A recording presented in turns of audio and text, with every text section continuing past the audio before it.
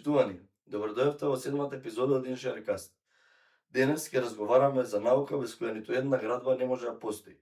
Денес ќе разговараме за геодезијата со доцент професор доктор Филип Касаповски. Тој е млад професор по катедрата за геодезија на Градежниот факултет.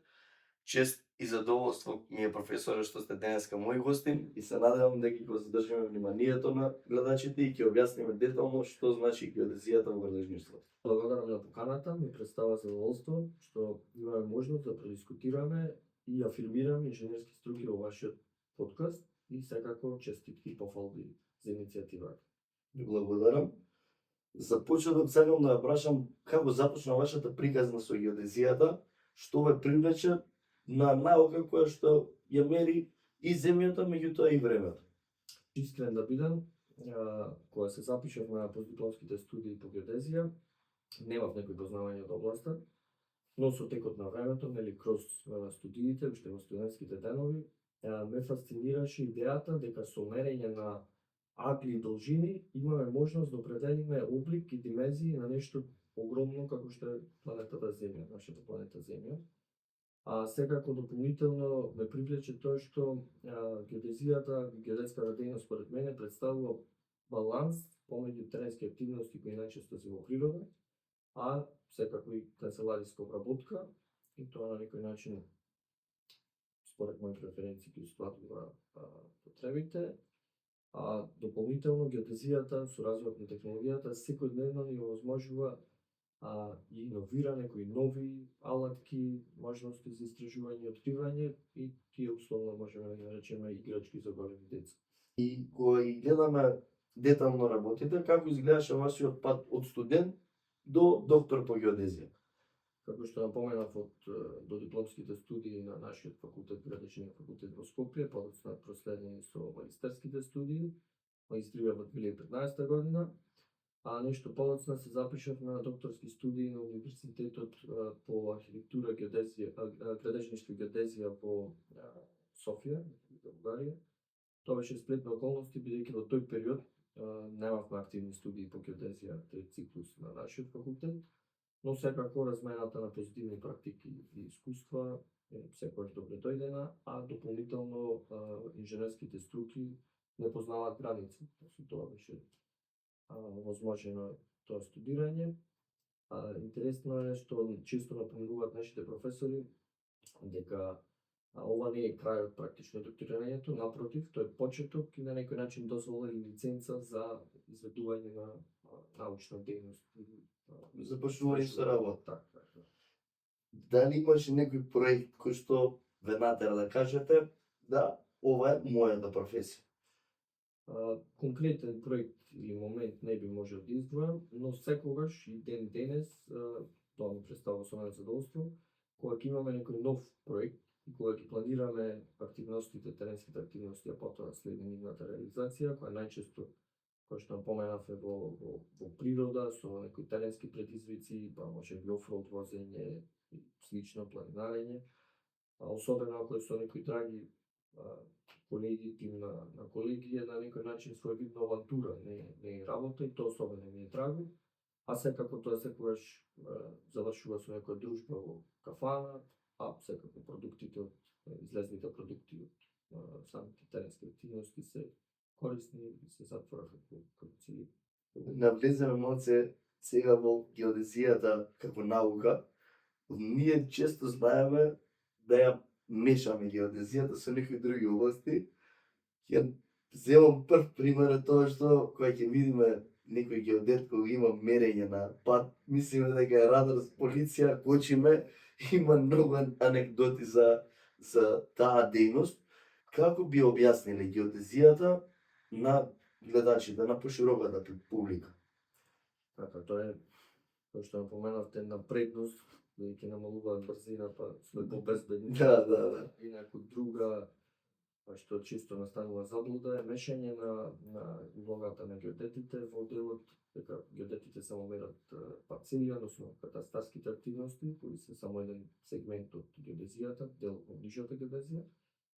Генерално геодезијата како наука представува една од најстарите технички науки и истата се занимава, главна цел и задача му е мерење и определување на обликот и димензиите на земјата заедно со нејзиното гравитационо поле и вклучително промените кои настануваат во текот на времето, значи на комплексна наука, со доста важни задачи. Кои се најглавните елементи или гранки на геодезијата што ја прави толку суштинска да ја нарачам во градежништвото и во урбанизмот? Што напоменав, геодезијата е како наука поделена во повеќе дисциплини. Најглавна поделба е во делот на виша геодезија, која во англиска терминологија е позната како геодези. Таа е таа што се занимава со определување на обликот и димензиите на земјата, додека нижа геодезија или применета практична геодезија е во англиска терминологија се тука не паралела позната како survey, и таа вклучува активности кои се во делот на инженерска геодезија, пример по функција на катастарот на недвижности, а дополнително имаме други научни области како далечинска детекција, remote sensing и фотограметрија, картографија и GIS, тоа е географски информациони системи. Геодезијата е позната дека користиме инструменти за мерење на површината на земјата. Колку GPS, лидар и дрон технологиите ја сменија професијата во последната деценија и кои инструменти ги користевме пред нив? Во смисла на развој на дигиталната мерна технологија имаме галопирачки развој кој дури деценија е многу голем период на секојдневно трпат промена, вклучувајќи тука инструменти за масовна аквизиција, како што се теresтрички скенери лидар, дронови и дополнително за поединечна аквизиција по класични инструменти и GPS уредите, како што спомнавте. Со тоа што класичните инструменти никогаш нема да бидат изоставени и имаат своја функција во делот на високопрецизните мерења, а современите технологии и како го улеснуваат и ни овозможуваат зголемена динамика на активностите на терен, со тоа што тука особено UAV, односно беспилотните летала со различни сензори, комбинација може со лидар или фотограметриски пристап, имаат во моментот со време потреба. Геодезијата и градежништвото, ниту една градба не може да започне без геодезија, ниту пак да заврши. Во минатото јас тоа ќе кажам дека го имам искуство, бидејќи кога се запишав јас на факултет, не обрнав доволно можеби внимание на геодезијата како предмет, бидејќи ми беше еден задолжителен на додипломски студии и кога почнав во пракса да работам, сватив дека не можам да работам без геодет. Како би можеле да објасниме релацијата помеѓу геодетите и градежните инженери, геодетските инженери и градежните инженери? Улогата на геодетот во процесот на градење е да обезбеди просторен интегритет на сето тоа што се гради. За тоа да биде така, треба да има соработка со останатите инженерски струки, особено со градежништвото, односно градежниците. За тоа да биде така, треба соработката да биде на ниво на задачата, вклучително да се темели на заедничка меѓусебна доверба, почит, колегијалност, за да имаме еден успешен проект. Може да се некои недоразбирања, кои се најчестите, бидејќи јас во пракса не сум можел да асфалтирам без геодет, снимале некои несогласување околу нивелетата, падот на наклонот, односно на нивелета. Дали има некои најчести недоразбирања кои што се јавуваат на терен? Не мора да биде само патна инфраструктура. Интересно е во делот на недоразбирања, бидејќи не е идејата ни да се префрла одговорноста во однос на останатите. Најчесто недоразбирање се околу референтната основа, односно геодетската референтна основа, која служи и во процесот на снимање за подлога за проектирање, а подоцна и во процесот на обележување и праќање на проектната содржина на терен. Доколку проектантот користи еден систем во тој дел, а изведувачот работи во друг, едноставно мостот нема да се спои, едноставно кажано. Да. Не секогаш воспоставените геодетски мрежи се на ниво на задачата во поглед на точноста, поради редукција во однос на економскиот аспект од страна на инвеститорот. И тука е клучно градежните инженери да имаат во предвид и да на некој начин пара, да има соодветна мрежа за да се обезбеди можноста и да се сними постојаната состојба, а подоцна да се обележи проектната содржина како што треба. Доаѓаме на тема технологии и дигитална ера. Денес геодезијата не е само терен, нели, туку е облак од податоци. Како се пременуваат новите технологии во нашата држава? Денес во Македонија имаме широка примена на новите технологии, со тоа што GNSS технологијата се користи веќе подолг период наназад, а сега текако почнува да се користат се повеќе и беспилотните летала со интегрирани различни сензори, значи може да имат дигитална камера за фотограметриски пристап или лидар сензор за скенирање.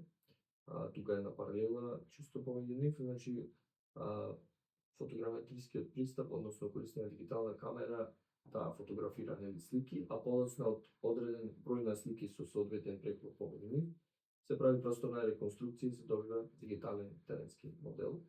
Додека лидар сензорот е активен сензор и тој врши мерење со лазерски зрак, има можност да пенетрира кроз вегетација и да допре до земјината површина и се добива исто доста квалитетен продукт во форма на облак од точки.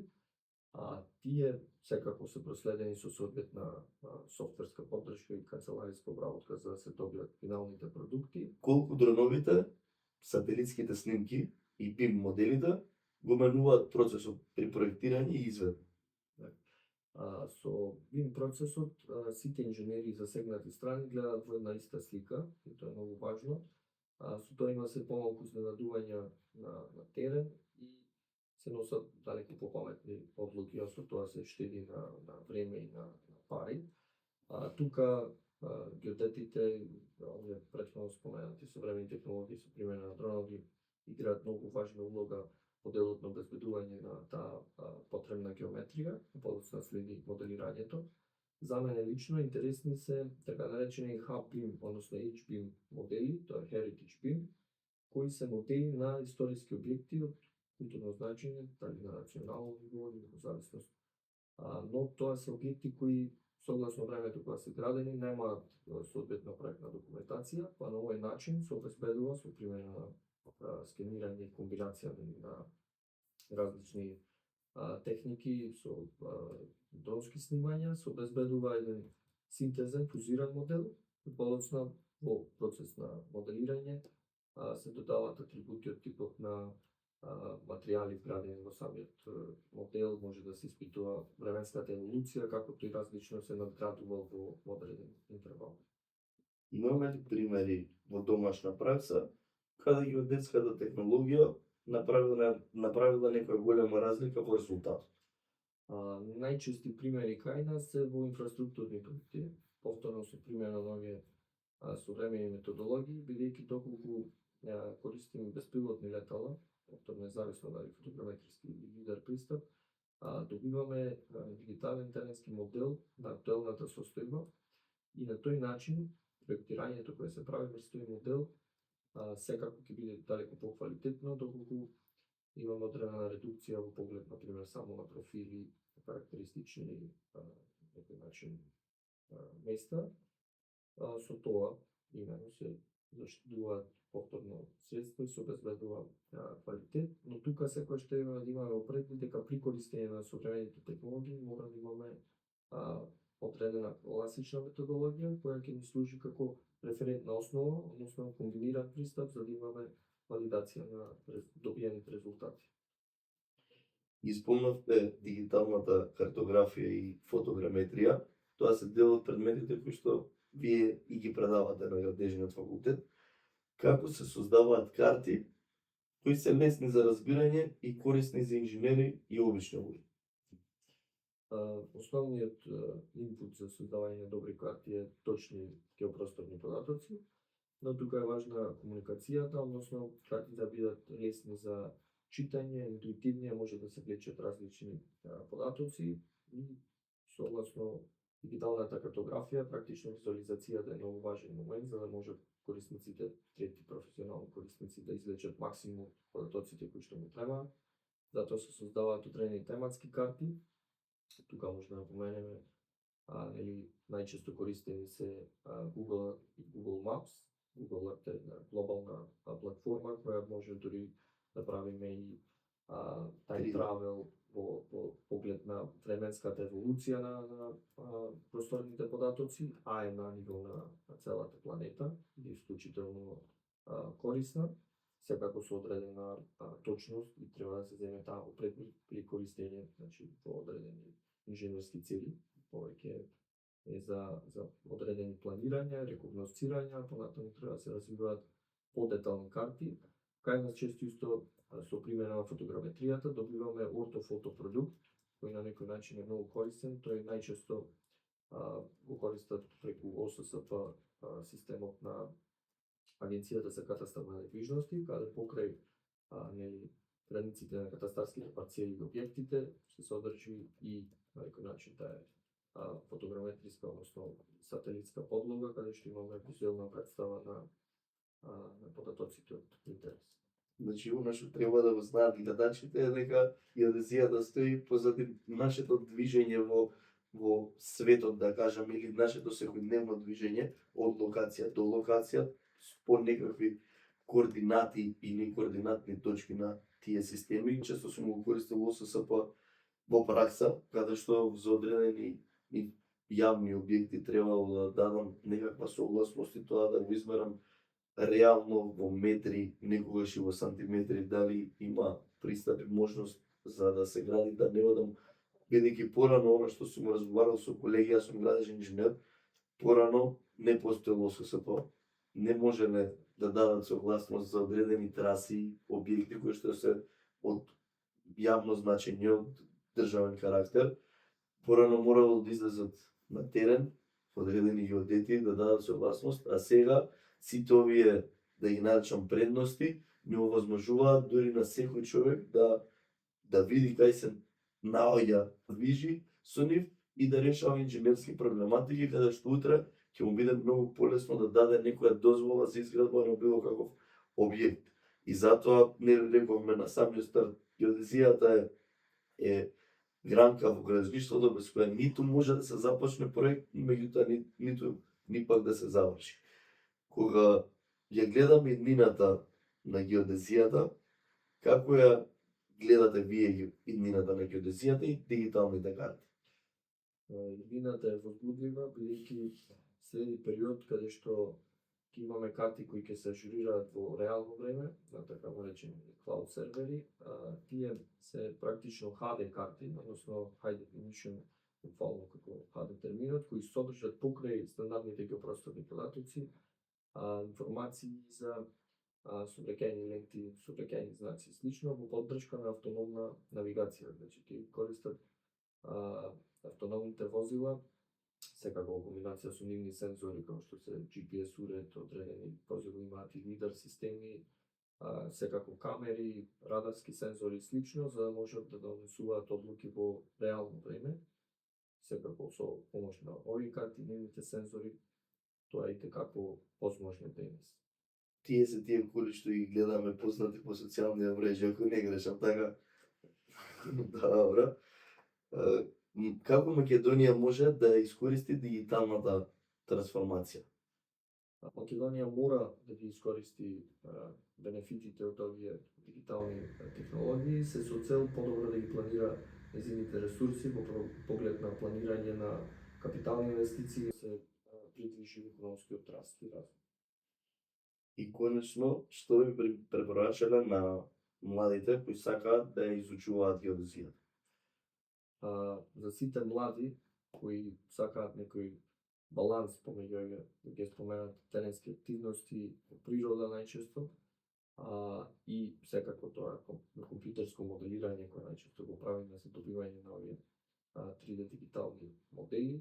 Геодезијата представува истински избор за вас, но треба да запомнете дека точноста која често се споменува и се поврзува со геодезијата не е само бројка, таа вредност и професионална одговорност. Но најчесто во геодезијата со користење на современи мерни технологии и добра референтна основа развиваме мрежи кои се во рамки на милиметри, дори може би некогаш да нескромни во субмилиметри, додека одредени, да речем, картографски продукти и катастарски подлоги се со сантиметарска точност и затоа тука треба да се разликува и диференцира, го спомнавме Google Earth и Google Maps, тие се со метарска точност, така да тука треба да се внимава кога ќе се прават одредени комбинации помеѓу различни подлоги.